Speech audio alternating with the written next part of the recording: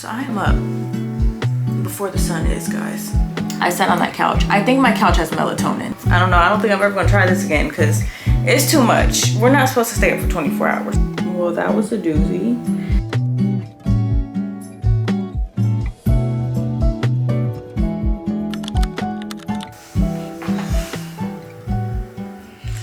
Guys, I don't know why I do this to myself. 24-hour reading challenge, except I read the whole 24 hours. The last time I stayed up for 24 hours, I literally felt ill. But I have so many books I'm currently in the middle of that I'm trying to get through. I also just thought it would be fun to go ahead and get one done and out the way while I can, because I do have a baby on the way that's due in October. And I'm just gonna be so focused on the baby, I feel like, that I'm not gonna have time to read much. So I'm like, let's just see how many books we can get through. Also, I did set a reading goal this year of 100 books. Currently we are at 41 books read out of 100. So it says that I'm 19 books behind schedule, which I don't really care. I can honestly just drop the reading goal down to like 50 books or whatever. I don't care much as long as I'm just enjoying whatever I'm reading. But why not just give it a little push? So I am up before the sun is, guys. I'm not kidding. It is 4 o'clock right now. I set my alarm for 3:45 for you guys. So we're about to do this. I don't know. Here is the timer. I'm not gonna yap anymore. I'm just gonna go ahead and start and jump right in. And then I will update you guys on what books I choose, because I'm so indecisive that I can tell you guys a whole list of books right now and then it'll be completely different throughout the video. So let's just do it one by one.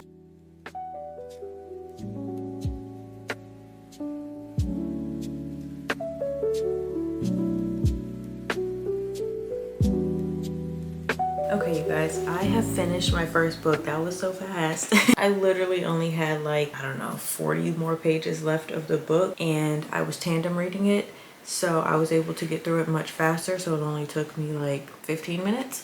So here's our current time, and we already finished our first book technically, even though we was already kind of almost done with the first book. Anyway, the book was How to Walk Away by Catherine Center. I got this book out of a little free library for a video I was doing. I don't know if that video is going to go up before this one or not, but it was a video where I challenged myself to only read books from a little free library. So this was from that. So these videos are kind of merging together right now. But my overall review on this book, I'm not a huge fan of romance. I've said this before, but romance just isn't my favorite genre. They're just too, I don't know, there's no, I just saw my kids drew a picture on the board. That's so cute. They're just a little too, like, they don't have any depth usually, kind of all the same when you kind of get down through the layers of it. This book had a little bit more depth to it, but it was still just kind of meh for me. I don't know. I feel like I'm not the right person to rate a romance book because I just don't really care for them. I only read them because they're fun and they're easy to get through. But as far as like rating goes, I don't feel like I can give it like a 5-star because it's just like, it didn't give me that feeling. But I'm giving it a solid 3-star, which I feel like is still good. It's still right in the middle. It's still an average rating. And I don't think I fault the writer for it. It's not anything about the writing. It wasn't anything about the storyline or plot. I feel like the romance was perfect in this book. Didn't care, like, it's not leaving any type of impression on me, I guess is all I have to say. So yeah, it was my first time reading a Catherine Center book. I did enjoy it overall. We're gonna figure out what our next book is, and I'm gonna make myself some breakfast.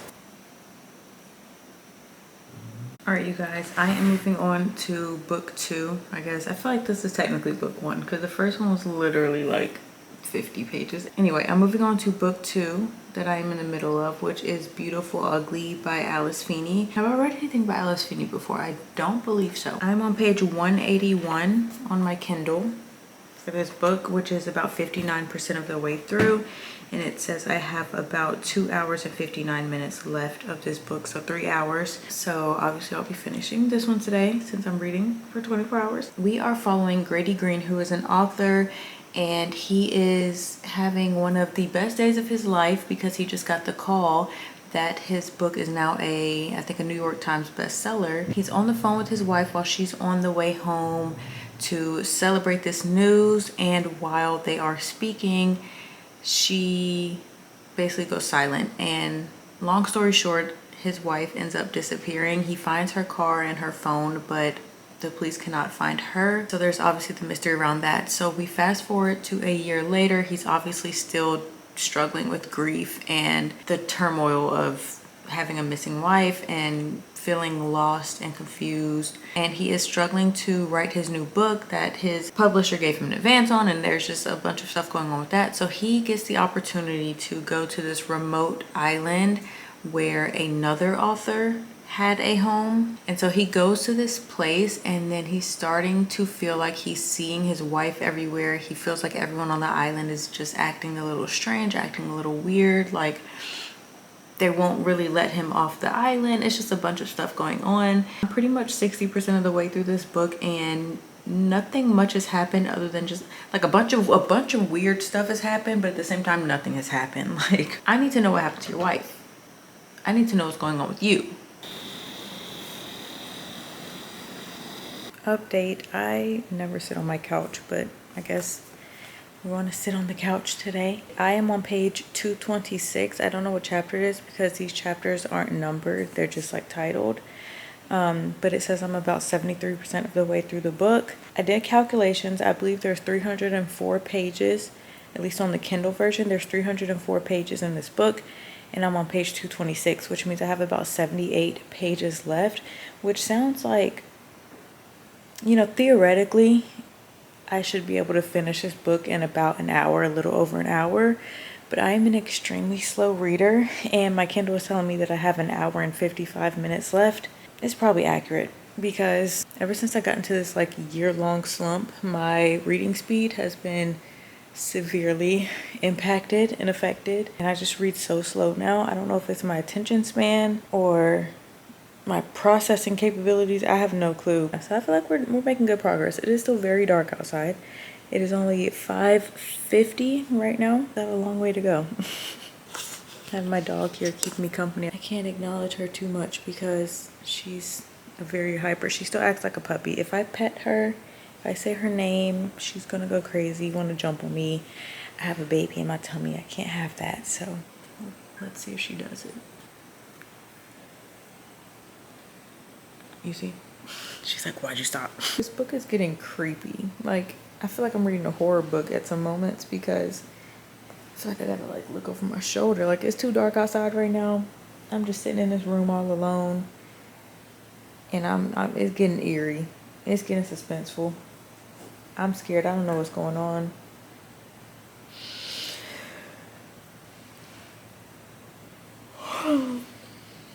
Should we do a yawn count of 1? Look who joined me. And Sadie's still being annoying. Girl. Confession, guys, I'm already dozing off. It's only, wait, what time is it? It's only 7:17 and I keep dozing off. I haven't fully fallen asleep yet. And so I got up and made some chocolate milk because I don't have any coffee. So I just made some chocolate milk. I'm gonna try to push through this book. I have about an hour and 5 minutes. Oh my gosh, I have about an hour and 5 minutes left, apparently. So we'll see how long it actually takes me to get through it.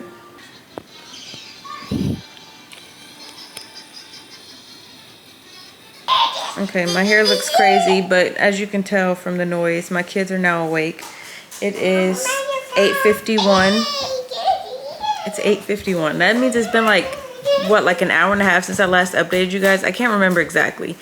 I don't even know what page I was on last, but I haven't finished the book. I'm only on page 285 because I started dozing off again. So I told my kids, if y'all see me over here like that, scream at me and tell me to wake up, do some jumping jacks, walk around, something. I can't really do jumping jacks right now, but they have a lot of energy, so I should be able to stay up now. If I feel myself dozing off, I'm gonna walk around and do some laps. I use this Step Up app, and it tells me how many steps I get. Well, it's connected to my Apple Watch, but it's just like a quick way for me to check my steps. The people in it are the people in the book club that I'm in, and so it's kind of like a fun competition for myself to try to get in the #1 spot. So anyway, I might walk around and get some steps in. My husband also went to sleep. He works overnight, so he's sleeping now. And we'll see how long he sleeps. We'll see when he wakes up. He was gonna stay up with me all day, but then he said, never mind, I'm going to sleep. So fair enough, it's fine. All right, there's 304 pages. I'm on page 285. I only have 19 pages.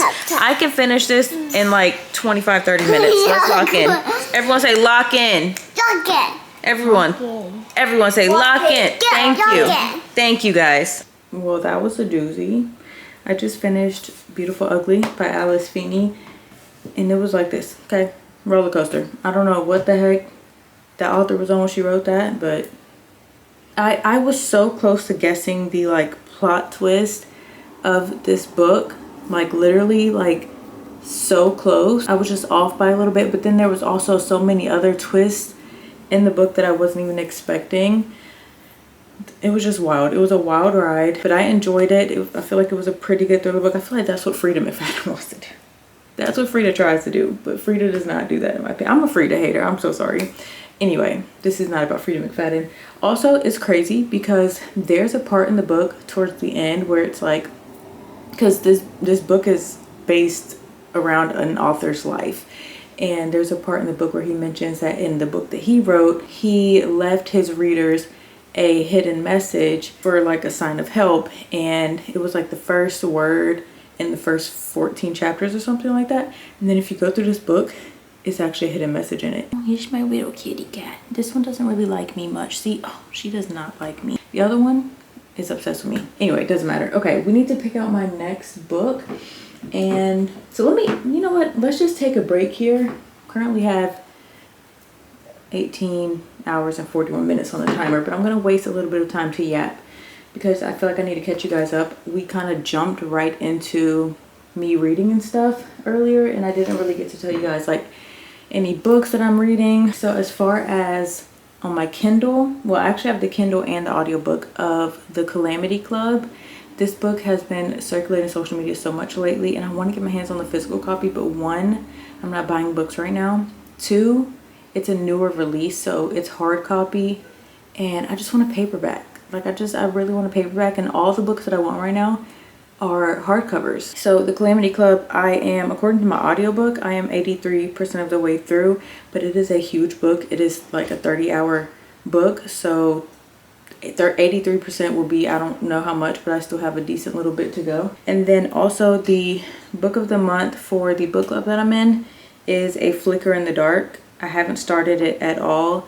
It's also a thriller, so I don't feel like I want to like jump right into that right now, but I also have all month to read it, so I'm not really in a rush to start that. The only thing is the audiobook that I have of it on Kindle is due in 4 days, so I have to start it at some point. And then I have The Road to Tender Hearts, which I can't even remember what that book is about, but I know it's also popular and I've been seeing it circulating a lot, and I only have 1 day left on my Kindle loan, so that might be what we have to read next.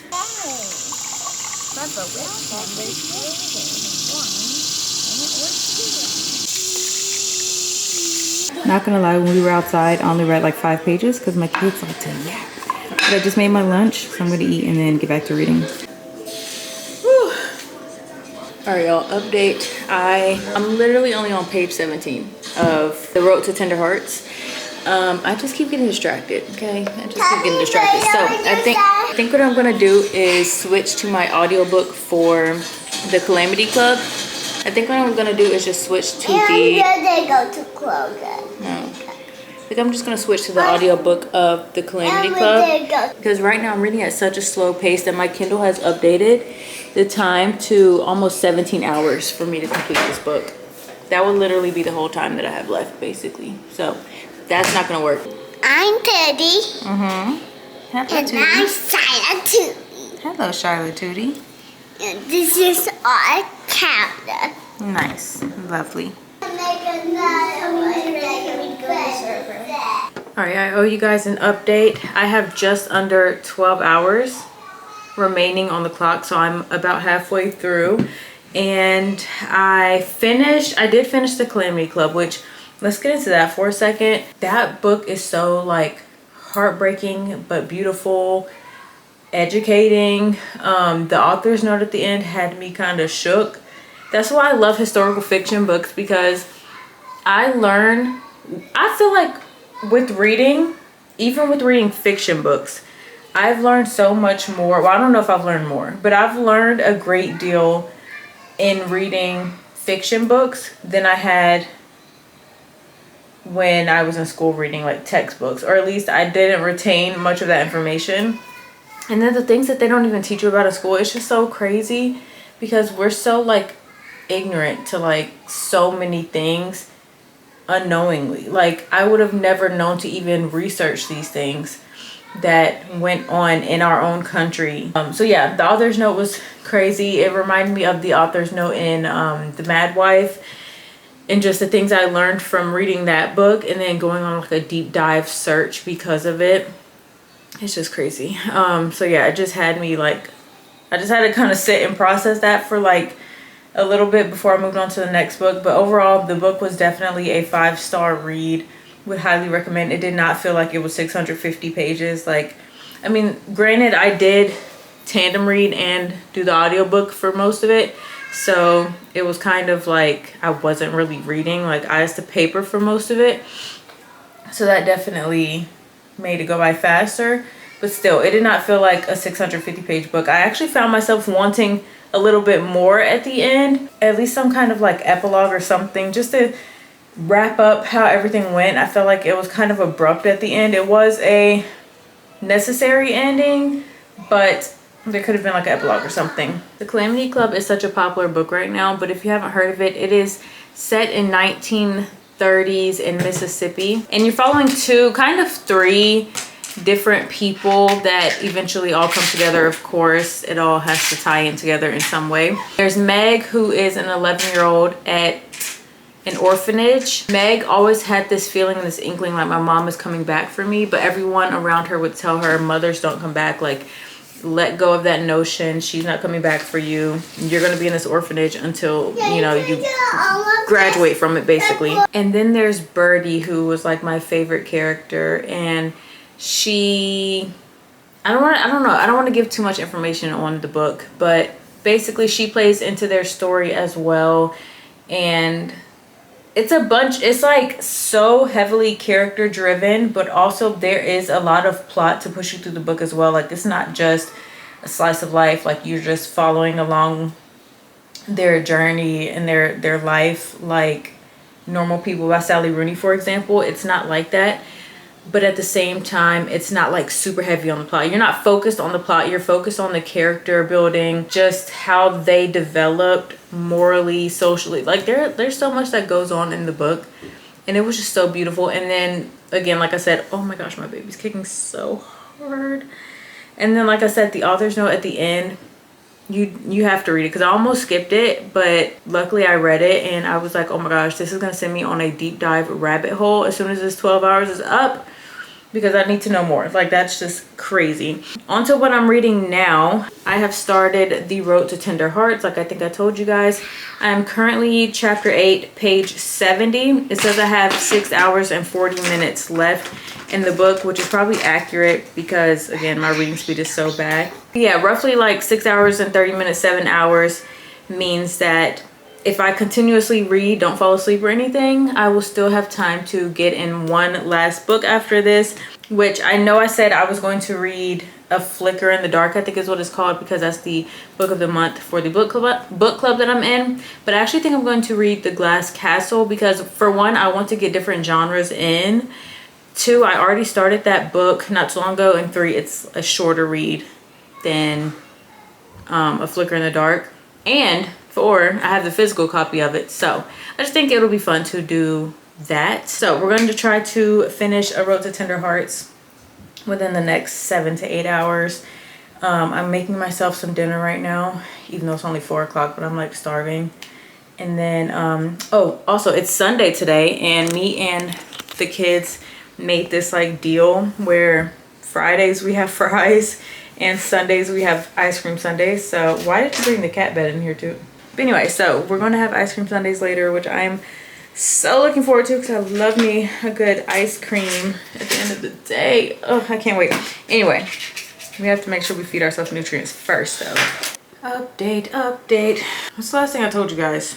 Okay, we are still working our way through The Road to Tender Hearts. I am 40% of the way through, currently on page 143. Love that number. So let me give you guys a quick little rundown. First of all, I have about 6.5 hours left on the timer. I did take a little break to do like my mom duties, bedtime stuff. We also went to the store to get stuff for Sundays. I did waste a good bit of time, but I'm a mom first, so I had to do what I had to do. Anyway, let me give you guys a quick rundown on what this book is so far. So we're mostly following PJ. He is a divorced man who is still in close contact with his ex-wife, who lives like a few houses down from him with her new husband and, well, boyfriend. The ex-wife is still super like caring and loving and just caters to him in so many ways, but one of the main ways is that she knows that he loves to read the newspaper, but he hates to see anything that's like heartbreaking that deals with like kids or death or anything like that. And so she would always cut that part of the newspaper out but leave everything else for him to read. Even though they are now divorced, they still have such a close relationship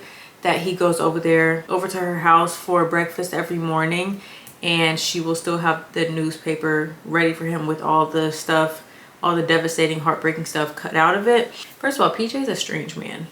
Okay, as you get further and further into the book, I'm not going to give too many details, but he's something. He's very odd. So anyway, in that newspaper, she forgot to cut out the obituary part of it, I guess, and he ended up seeing that his high school crush, high school sweetheart, whatever, her husband passed away. And so he's like, oh my gosh, this is my chance. This is the time for me to get her back. And so he decides he's going to go on a road trip to see her again and hopefully rekindle that flame. But then on top of that, you throw in another aspect, which is the fact that he's becoming a granddad all of a sudden, because his estranged brother had a daughter who had 2 children, and those 2 children lost their parents and had nobody to watch them, and so they are getting sent to PJ's care. And so he feels like this is like a brand new start for him. He did battle with alcohol addiction, and so he's just feeling like everything's like a 180. That's pretty much all that's happened so far without any spoilers. There's really nothing to spoil at this point. Nothing has really happened other than what I just explained. And so yeah, but I'm enjoying the story so far. The writing is giving Frederick Bachman, like, is it Bachman or Bachman? I've watched like a little panel that he did, and he pronounces his name Bachman, but he also has an accent, so I don't know if it's actually Bachman or if it's Bachman, but he just says it with an accent. But I'm gonna call him Frederick Bachman because anyway, it's reminding me of Anxious People in the way that the story is told, the prose, the language, the overall vibe, and the way that there's like some humor in it, but there's also like just the sentence structure is just giving Anxious People, Frederick Bachman vibes, in my opinion. But yeah, I'm liking it so far. I have no complaints. I'm enjoying following these characters and seeing what happens with them. Again, PJ he's something. I don't even know what's going on with that, because I'm not even going to say anything because I don't want to give anything away, but he's delusional. I feel like that's the best way to describe him. Delusional. I want to say he's a bit deranged, but not even in a medical, like, insane way. Like, I feel like he's mentally there, but there's a wire loose. Like, something's not clicking for it. Like, I don't even know. He's living in a fantasy world. So anyway, I'm going to continue to read, and I will update you guys maybe when I'm done with the book. I have 6 hours and 28 minutes on the timer, and according to my Kindle, I have exactly 5 hours left in the book. So we might only be able to finish this book. Hopefully we can finish this book at least. But I also do want to try to get into the Glass Castle a little bit. We'll see how that goes. I'll update you guys after I finish this book. Guys, I fell asleep. It's 1 o'clock right now. Y'all can't see it, but it's 1 o'clock right now. And we have 3 hours and 6 minutes left on the timer. I don't know when, but I fell asleep, guys. Update, guys. I failed y'all. I have actually failed y'all. I am so sorry. I truly thought I was going to like kill that 24-hour reading challenge. I'm not gonna lie. I felt like the daytime was the hardest for me. Like once I got to like 6, 7 a.m. whatever. 6, 7. Sorry, I have kids. I can't. But I like started getting sleepy, as y'all saw, right? Once I got over that tiredness, and was like breezing through the day. I felt great. I was like, oh, this is gonna be easy. It was like 10 p.m. and I was still good. I was like, this is gonna be great. I feel great. We only have like 6 hours left. I'm gonna crush it. I sat on that couch. I think my couch has melatonin. I'm blaming the couch because every time, that's why I don't even sit on the couch anymore. But I don't know, I just sat on the couch. Next thing I know, I woke up. I didn't even know I fell asleep. I just woke up and the timer said, what did it say? I think the timer said 3 hours. So I must have slept for about 3 hours, maybe 2 hours. I think I read a little bit. Pretty sure I read a little bit. Here's what I'm gonna do. I'm on chapter 32, which is, it says I have 3 hours and 13 minutes left of the book. So I read something, I don't know. I should be able to get through this in about 3 hours. Since I had 3 hours left on the clock when I woke up, I think I'm going to start again at 3 hours. Is that fair? I don't know. Y'all might be upset at me, but I also, like, once I woke up and saw I still had 3 hours, I told myself, you know what, let me just push through and read for these last 3 hours. But I ended up going back to sleep again because I homeschool my kids and I knew I was gonna have to be up. Like, we can homeschool later in the day, yes, but like, priorities, you know. I'm not gonna push homeschooling back and throw off our whole schedule because I want to stay up all night and read a book. So I went back to sleep.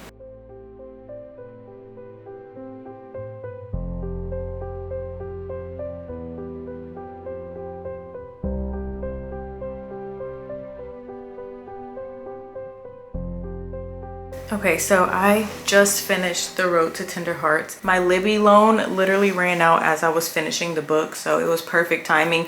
And the timer ran out like 5 minutes before I finished, so it all just happened at the right time. It's just a beautiful story about like redemption, about growth, about grief.